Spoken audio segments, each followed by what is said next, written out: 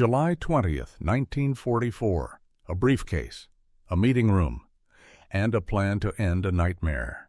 Inside the Wolf's Lair, Hitler's heavily guarded headquarters in East Prussia, a group of German officers gathered for a military briefing. One of them, a tall man with a missing right hand, placed a leather briefcase under the table just a few feet from the Führer himself. Minutes later, he walked out of the room. Behind him, a thunderous explosion. For a moment, it seemed as if the impossible had happened. Adolf Hitler, the man who had plunged the world into war, might finally be dead. But this is not just the story of a bomb. It is the story of men. Men who dared to betray their leader, not for glory, but for the soul of their country. This is the story of Operation Valkyrie. By 1944, Nazi Germany was collapsing. The Allies had landed in Normandy. The Soviets were closing in from the east. Cities lay in ruins. Millions were dead. But inside Germany, few dared to speak out. The Gestapo's shadow touched everything. Suspicion, fear, and silence ruled the nation. Yet beneath that silence, resistance stirred. It came not from the streets, but from within the army itself. Many officers who had once fought proudly for Germany now saw the truth. Hitler was destroying the country he had sworn to save. One of them was Colonel Claus von Stauffenberg, an aristocrat, a decorated war hero, and a man who had once believed in Hitler's vision. But the war had changed him. At the front in North Africa, Stauffenberg was gravely wounded, losing his right hand, 2 fingers from his left, and 1 eye. As he lay recovering, he began to ask the question that so many Germans feared to speak. What if our duty is not to obey, but to resist? By mid-1943, a secret network of officers, diplomats, and politicians had formed a resistance within the German state. Their goal was not just to kill Hitler, but to overthrow the entire Nazi regime. Among them were General Ludwig Beck, Colonel Henning von Treschow, and Major General Friedrich Ulbricht, men who loved their country but despised what it had become. They knew that assassinating Hitler alone would not be enough. The Nazi state was vast, the SS, the Gestapo, and the army itself might not accept the Führer's death. They needed a way to seize control the moment he was gone. And that's when they found the key: Operation Valkyrie. Originally, Valkyrie was a contingency plan, a real one, designed to keep order if civil unrest broke out in Germany.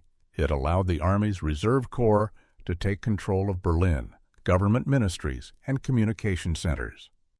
Stauffenberg and his co-conspirators planned to hijack this operation.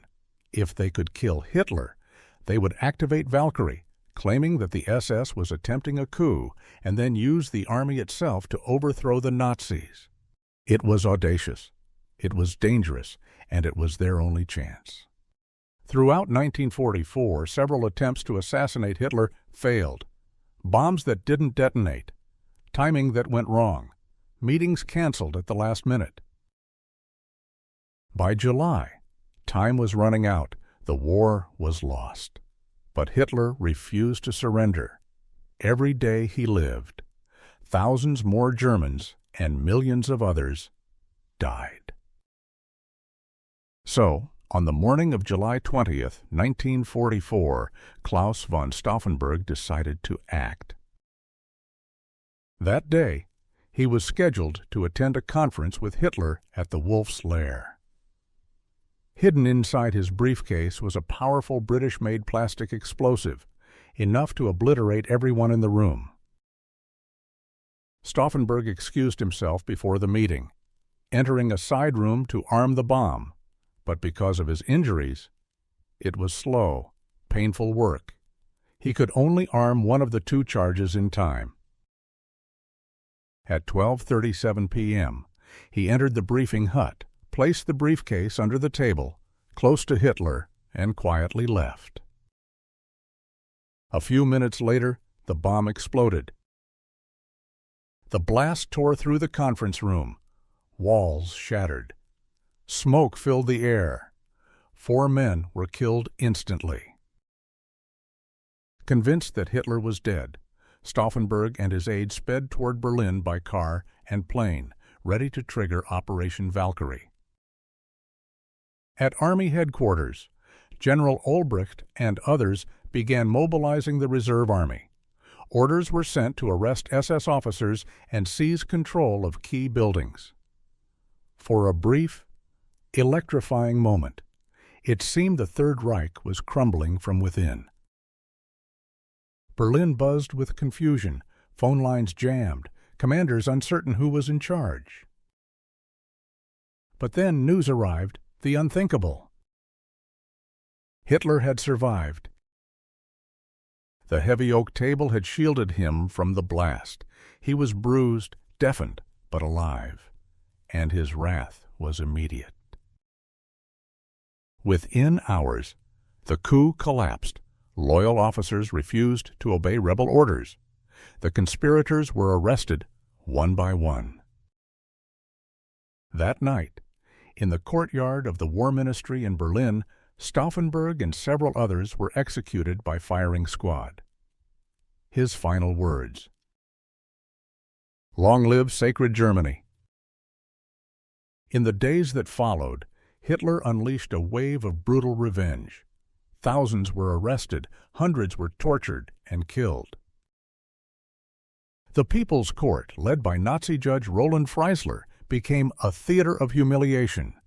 Officers and aristocrats who had dared to defy the Führer were mocked, beaten, and sentenced to death. Some were hanged with piano wire. Others were shot. Entire families were punished. Even as Germany's armies were collapsing on all fronts, Hitler found time to destroy those who had tried to stop him. In the end, Operation Valkyrie failed. Hitler lived for another 9 months. Millions more died before the war finally ended in 1945. But the legacy of those men, Stauffenberg, Beck, Tresckow, and countless others, endured. They were not perfect men. Many had once served Hitler's regime. But when they saw the truth, they chose conscience over obedience, honor over fear. As Henning von Tresckow, one of the earliest conspirators, once said before taking his own life after a failed attempt, "The whole world will know that the German resistance movement dared to take the decisive step. It is now time to prove that not all Germans were like Hitler." Today, the name Valkyrie carries a different meaning. It no longer stands for the Nazi plan to protect the regime, but for the courage of those who tried to destroy it. At the Bendler block in Berlin, where Stauffenberg was executed, a memorial now stands every July 20th. Germany honors the men and women who resisted tyranny from within. They lost their lives, but they saved something far greater, the idea that even in the darkest moments of history, it is possible to say no. Operation Valkyrie was more than an assassination attempt. It was a moral rebellion, a reminder that loyalty without conscience is not honor, and that sometimes to love one's country is to stand against it.